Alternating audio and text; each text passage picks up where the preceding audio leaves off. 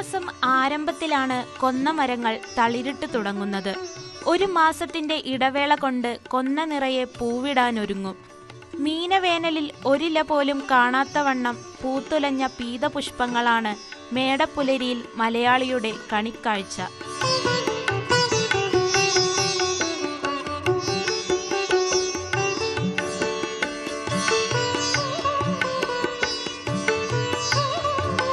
എങ്ങും വസന്തകാലത്ത് പൂവിട്ടു നിൽക്കാറുള്ള ഈ വൃക്ഷം മലയാളിയുടെ കാർഷികോത്സവത്തിന്റെ അവിഭാജ്യ ഘടകമായതിന് പിന്നിൽ ഒരു കഥയുണ്ട്. ത്രേതായുഗത്തിൽ ശ്രീരാമൻ ബാലിയെ മരത്തിന്റെ മറ പറ്റി നിന്ന് അമ്പെയ്തു കൊന്നു.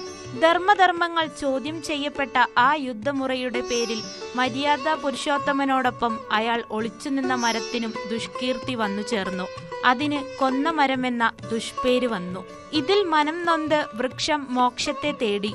കലിയുഗത്തിൽ നിന്റെ നോവടങ്ങുമെന്ന് ഭഗവാൻ അരുൾ ചെയ്തു. അങ്ങനെ കലിയുഗത്തിൽ ഭക്തന്മാർക്ക് മുന്നിൽ പ്രത്യക്ഷപ്പെട്ട ശ്രീകൃഷ്ണൻ കൊന്നമരത്തിന് മോക്ഷം നൽകിയെന്നാണ് ഐതിഹ്യം.